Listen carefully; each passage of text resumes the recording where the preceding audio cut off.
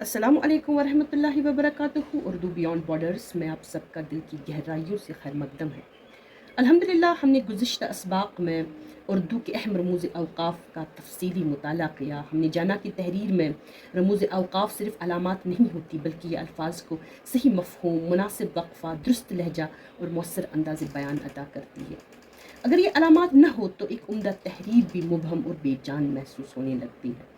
आज के इस आखिरी सबक में हम उन तमाम अलामात पर एक इजमाली नज़र डालेंगे ताकि अब तक पड़ी हुई बातें जहन में ताज़ा हो जाएं और पूरा मज़मून एक मरबूत सूरत में हमारे सामने आ जाए, यानी कि एक परफेक्ट ऑर्डर में हमारे सामने आ जाए।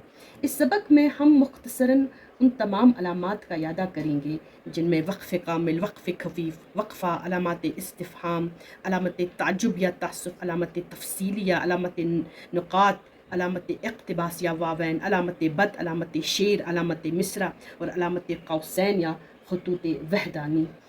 हम हर अलामत का मकसद, इसका इस्तेमाल और उसकी अहमियत नहायत इख्तिसार के साथ दोहराएंगे ताकि आपके लिए पूरा मज़मून आसानी से याद हो जाए और आइंदा तहरीर और तदरीस में इन अलामात का दुरुस्त इस्तेमाल कर सकें। तो आइए बग़ैर किसी ताख़ीर के अपने इस मुख्तसर मगर जामिया जायज़े का आगाज़ करते हैं। वक्फ़ कामिल बताया था मैंने, इसको इंग्लिश में फुल स्टॉप कहते हैं। उर्दू में ये कुछ इस तरीके से लिखा जाता है कि यानी कि एक छोटी सी डैश डाली जाती है। तो वक्फ़ कामिल के बारे में मैंने बताया था, कोई भी जुमला जब मुकम्मल हो तो उसके आखिर में, या कोई भी ख़याल जब मुकम्मल हो तो उसके आखिर में ये निशानी डाली जाती है वक्फ़ कामिल की, ठीक है ना। इसके अलावा कोई भी पैराग्राफ जब मुकम्मल होता है तो उसके आखिर में ये निशानी डाली जाती है। इसी तरह मुखफ़फ़ात में यानी कि एब्रीविएशंस के बीच में भी इसका इस्तेमाल अमल में आता है, इसको हम वक्फ़ कामिल कहते हैं। इसी तरीके से वक्फ़ खफ़ीफ़ की शक्ल जो है उल्टी वाव जैसी होती है उर्दू में। इसका इस्तेमाल भी हम जुमले के छोटे छोटे जुज़ अज्ज़ा के बीच में इसका इस्तेमाल करते हैं। अगर फ़हरिस्त बयान करनी हो अशख़ास की या अशिया की, चीज़ों की, अशख़ास की, तो उनके बीच में भी इसका इस्तेमाल होता है। इसके अलावा इनमें इसके इस्तेमाल की मैंने मुख्तलिफ़ सूरतें बताई, किस तरीके से सही इस्तेमाल या गलत इस्तेमाल से जो है माने में, जुमले के माने में तब्दीली पैदा होती है। इसी तरीके से वक्फ़ खफ़ीफ़ में वक्फ़ कामिल से थोड़ा ठहरना चाहिए, ठीक है ना, हल्का सा ठहराव, उसके बाद आगे जाना है। वक्फ़ा डैश को कहते हैं। डैश में ये जो डैश है इसकी सूरत उर्दू में दो तरीके से लिखी जाती है। एक ये डैश डाली जाती है और दूसरा ये नीचे नुक्ता और ऊपर इस तरीके से उल्टी वाव जैसी शक्ल, तो दोनों सूरतें हैं। इसका इस्तेमाल भी हम डैश का इस्तेमाल वक्फ़ खफ़ीफ़ से थोड़ा ज़्यादा करते हैं।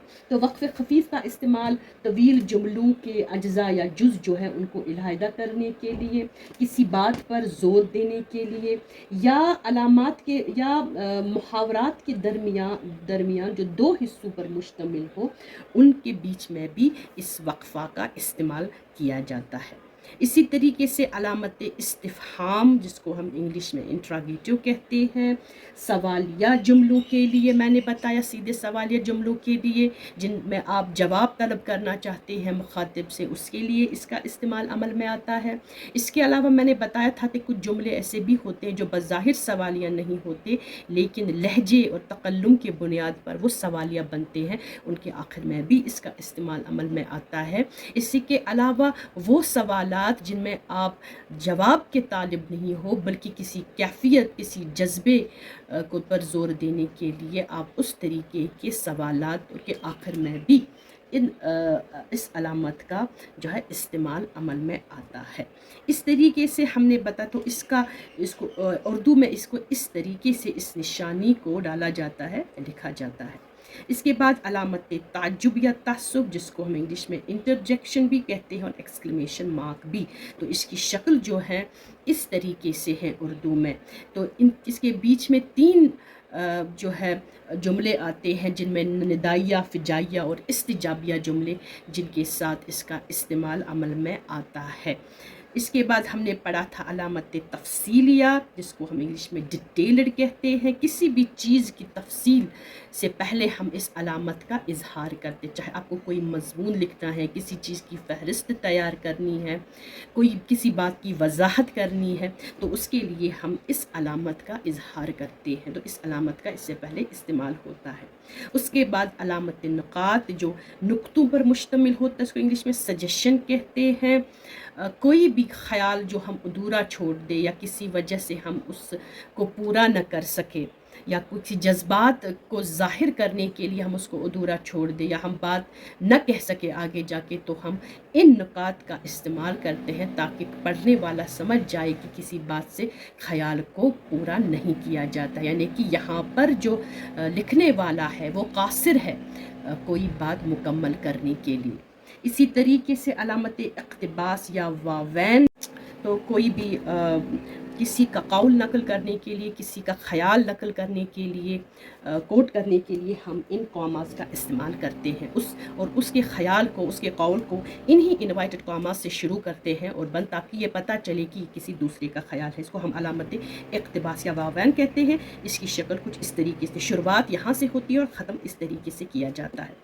اسی طریقے سے علامت بت ایک چھوٹی سی علامت ہے جو عام طور پر اسم علم یا اسم معرفہ خاص طور پر تخلص کے لیے استعمال ہوتی ہے. کوئی خاص شخص، شاعر یا کوئی ادیب جو ہے، اس کے اوپر یہ علامت استعمال کی جاتی ہے، جس کو ہم علامت بت کہتے ہیں. اسی طریقے سے علامت شعر، اگر نثری تحریر کے درمیان، پروز پورشن میں آپ کچھ لکھ رہے ہیں تو اس کے درمیان آپ نے کوئی شعر کوٹ کرنا ہے یا نقل کرنا ہے، تو اس سے پہلے آپ اس علامت کا اظہار کرتے ہیں یا اس علامت کو ڈالتے ہیں، لکھتے ہیں. اس کے بعد وہ شعر جو ہے لکھتے ہیں تاکہ لوگ پتہ چلے پڑھنے والے کہ اس کے بعد نثر میں شعر استعمال ہوا ہے یا شعر لکھا گیا ہے.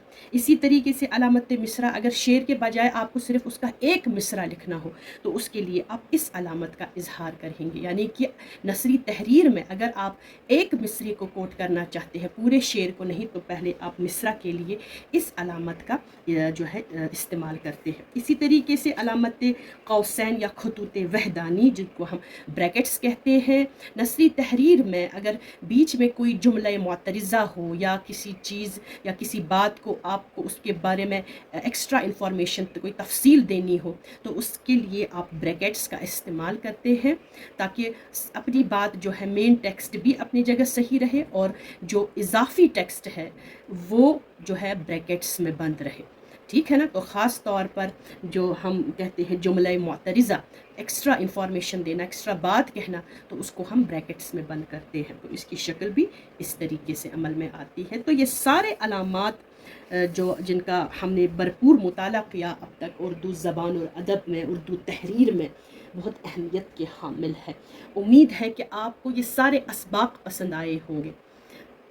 آئندہ آنے والے اسباق میں ایک نئے سلسلے کے ساتھ ہم پھر سے حاضر ہوں گے. تب تک کے لیے دیجیے اجازت. اللہ نگہبان.